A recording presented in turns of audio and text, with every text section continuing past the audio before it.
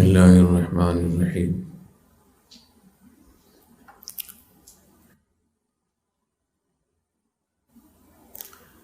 تین چیزیں ایسی ہیں کہ ان کو جو بھی اختیار کر لے اس کا اجر، اس کا صلہ دنیا میں ضرور ملتا ہے، چاہے مسلمان کوئی کرے یا غیر مسلم کرے۔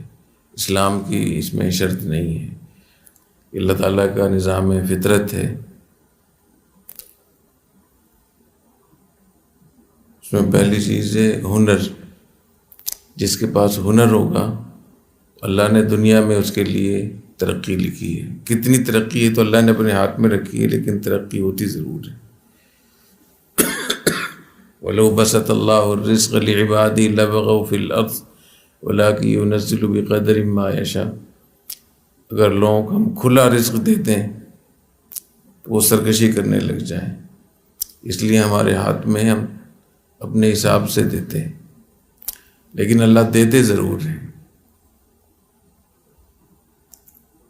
اس لیے اس کا اہتمام کرنا چاہیے۔ جو بھی آپ لوگ علم حاصل کر رہے ہیں، کوئی نہ کوئی ہنر ضرور آپ کو آنا چاہیے۔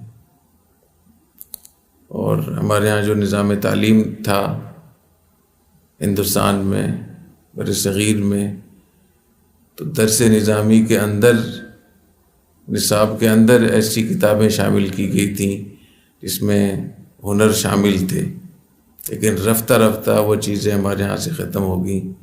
مثلاً طب یونانی ہمارے درس نظامی کا حصہ تھا۔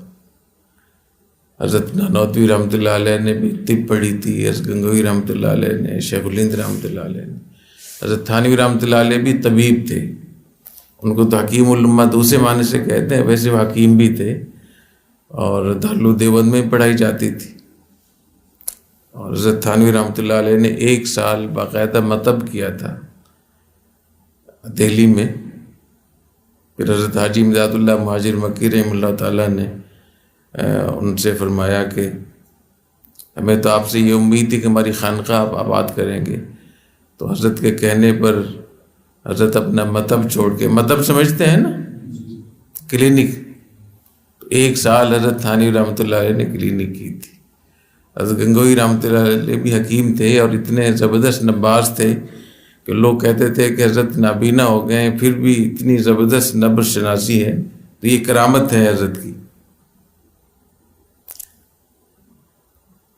تو کوئی نہ کوئی حرفت، ہنر وہ آنا چاہیے، اور ایسے ہنر جن کے تعلق علم کے ساتھ ہے وہ معلوم ہونے چاہیے، تاکہ دونوں چیزوں کو جمع کیا جا سکے۔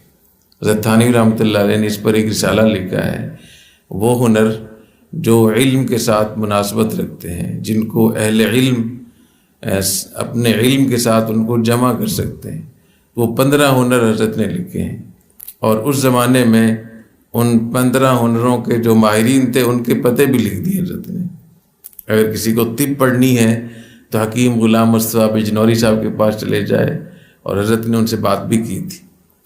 تو ہنر جس کے پاس بھی ہوگا دنیا میں اس کی قدر ہوگی، وہ آگے ترقی کر سکتا ہے، وہ پیش رفت کر سکتا ہے۔ جو شخص، اس پر میں پھر بات کروں گا انشاءاللہ آئندہ، جو شخص خدمت کرتا ہے تو خدمت کا صلہ بھی دنیا میں ملتا ہے، چاہے کوئی مسلمان ہو چاہے کافر۔ اور آج بہت سارے غیر مسلموں نے خدمت کو سنبھالا ہوا ہے، پوری دنیا میں کتنی خدمت کر رہے ہیں، تو ہمیں تو ان سے زیادہ خدمت کرنی چاہیے۔ تو جو آدمی بھی خادم ہوگا وہ دنیا میں محروم نہیں رہے گا، اور لوگ خدمت سے ہی پریشان ہوتے ہیں۔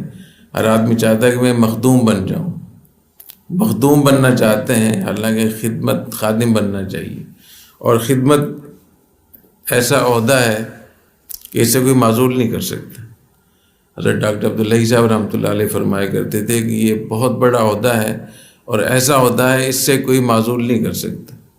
اگر آپ کسی کی خدمت کریں تو وہ آپ کو معزول کر دے گا خدمت کرنے سے، ورنہ ریٹائرمنٹ ہو جاتی ہے، لوگ نکال دیتے ہیں، مدرسے سے نکال دیتے ہیں، ملازمت سے نکال دیتے ہیں۔ تو یہ بہت بڑی چیز ہے خدمت، اس کو اپنے پلے باندھنا چاہیے، اس کا اہتمام کرنا چاہیے۔ اور تیسری چیز ہے محنت۔ جو بھی محنت کرے گا، من جد وجد، وہ ترقی کرے گا، وہ حاصل کر لے گا، مقصود کو حاصل کر لے گا۔ تو اللہ تعالیٰ توفیق عطا فرمائے، محنت کا اہتمام کیا کریں، خدمت کیا کریں، اور ہنر کی کوشش کریں۔ اور سب سے بڑا ہنر تو علم دین ہے۔ حضرت تھانوی رحمۃ اللہ نے فرمایا کہ ان 15 ہنروں میں سے سب سے بڑا ہنر یہ کہ آپ یکسو ہو کر علم دین حاصل کریں، اس سے بڑا کوئی ہنر نہیں ہے۔ اللہ توفیق عطا فرمائے۔ سبحانک اللہم بحمدک، اشہد ان لا الہ الا انت، استغفرک و اتوب الیک۔ السلام علیکم۔